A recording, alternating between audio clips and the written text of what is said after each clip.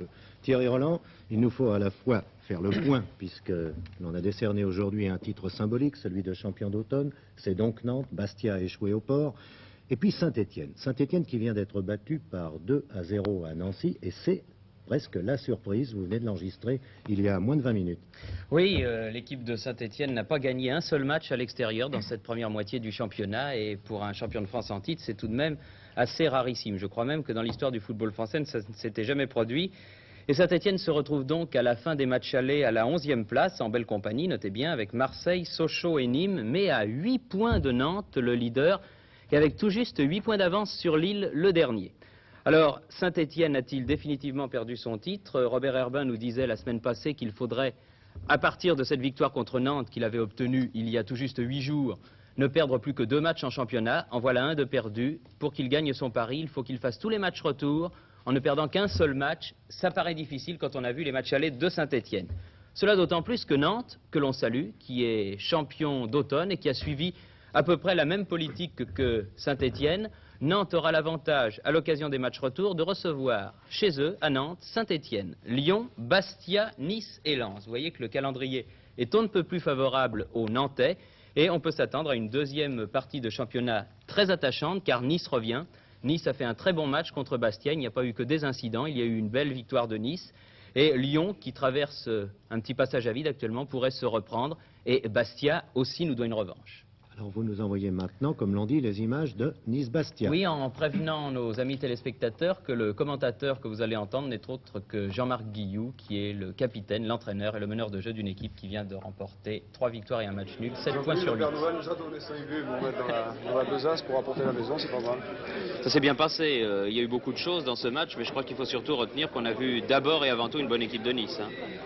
Oui, disons les premières minutes avec 2-3 occasions bastiaises, qui quand même ont une très très bonne attaque et les joueurs qui nous ont surpris par leur rapidité. Et puis après, Nice s'est un peu organisé, a marqué ce but qui était magnifique entre Louis avec une action de Louis et de Taleski. Et puis après, je pense qu'à partir de là, on a pris le match en main et la deuxième mi-temps a été tout à fait pour nous. Première chose, Jean-Marc Guilloux, vous pensez que si par exemple Djazic avait marqué dès le début lorsqu'il a dribblé Baratelli, ça aurait pu changer la physionomie de cette partie? Non, je pense pas, parce que de toute façon, même si on avait pris un but, pour nous, ça aurait été exactement la même chose, on aurait joué pareil. Mais non, c'est jamais, évidemment, s'ils avaient marqué 3 buts d'entrée, ça aurait été difficile.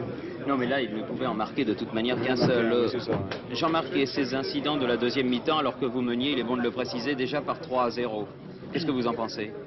Je pense que c'est tout à fait malheureux, parce que, en fait, je pense que le joueur Bastia qui a eu un coup franc en sa faveur et s'est retourné pour agresser Toko, a été, je pense, parce que justement ils étaient menés 3-0, et je pense que ça l'a un peu énervé de mener 3-0 à Nice, et qu'il a eu un mauvais réflexe en agressant Toko.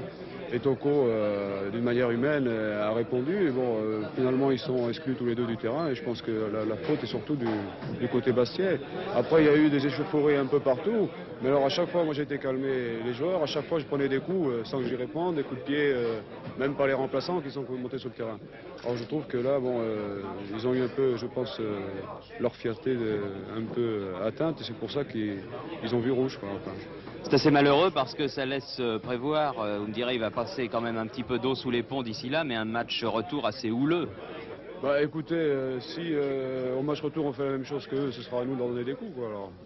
Enfin, je sais pas, de toute façon, moi je suis pas partisan de donner des coups. Je pense qu'aujourd'hui, ce soir, on a gagné sur la valeur du football, simplement sans donner de coups. Et par exemple, l'année dernière, tout le monde disait que Louis avait mis des coups dégueulasses, passez-moi le mot. Et puis cette année, c'est lui qui en a pris le plus, quoi. Enfin, c'est incroyable.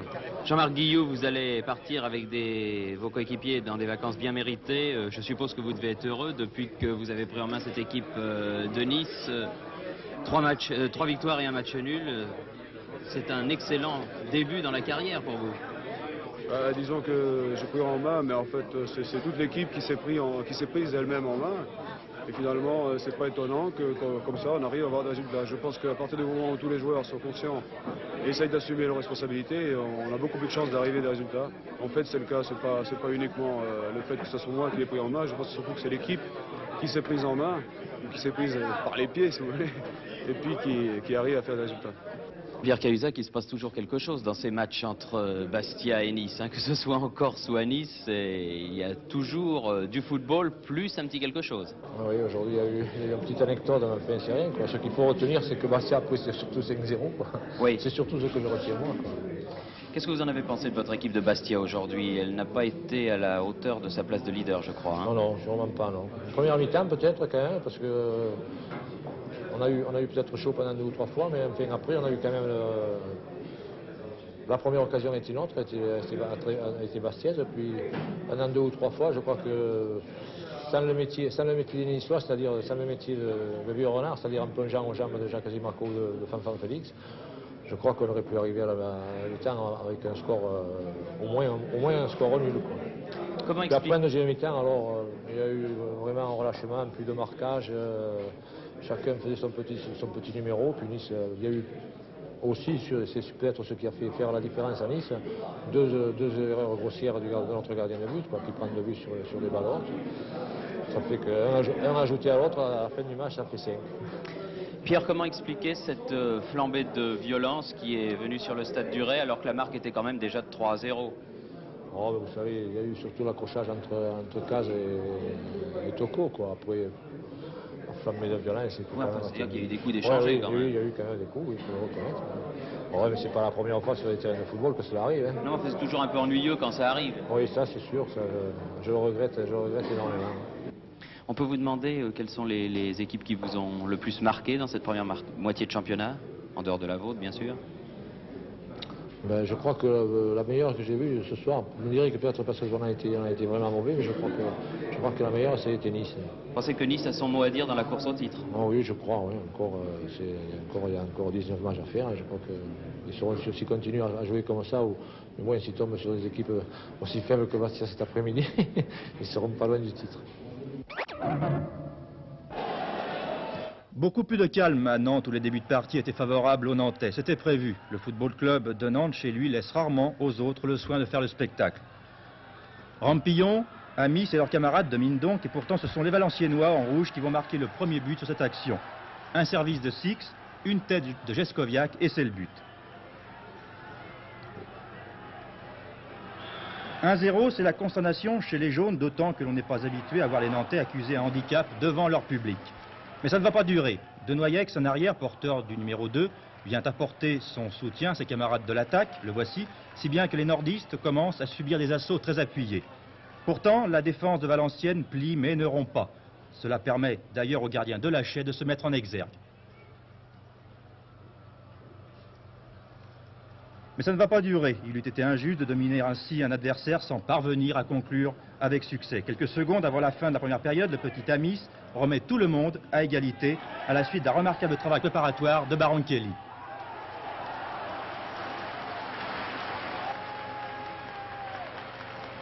Un partout, Nantes, dans un dernier assaut avant la mi-temps, tente de faire la différence, mais Baronkeli, seul devant Delachet, ne peut éviter le gardien nordiste. Baronkeli poursuit son action, là sur la droite, mais son ballon ne pourra être exploité par ses camarades.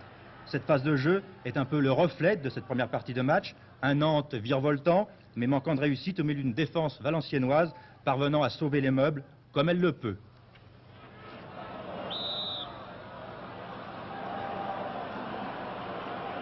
Un à 1 à la mi-temps, Valenciennes s'en sort à bon compte. Mais en seconde période, ce ne sera pas de la même veine. Le jeune Pécou, qui remplace le Polonais Gadocha, marque le deuxième but pour son équipe après 67 minutes de jeu. Un but contesté par les nordistes, mais validé par l'arbitre. 2 à 1, Nantes conservera l'initiative jusqu'au bout. Il y aura encore un but pour les jaunes. Cela vaut à l'équipe de Henri Michel le titre honorifique et symbolique de champion d'automne. C'est à la suite d'un corner que Baronkeli, d'un maître coup de pied, marquera le 3e but. Pendant que vous revoyez ce but, cette fois du sol, permettez-moi de conclure une victoire de Nantes tout à fait justifiée. La logique existe en football, il ne faut pas s'en plaindre.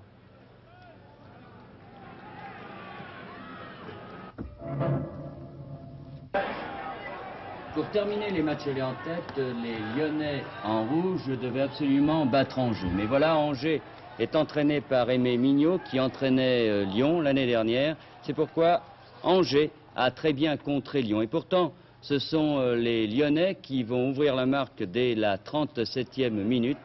sur une action collective et par l'homme du milieu de terrain. En l'absence de Lacombe, le marqueur s'appelait José Broissard. Mais Angers va très bien réagir et dans la minute suivante, alors que nous revoyons ce but de Broissard sous un autre angle, dans la minute suivante, Edwidge va réussir à égaliser, un but partout.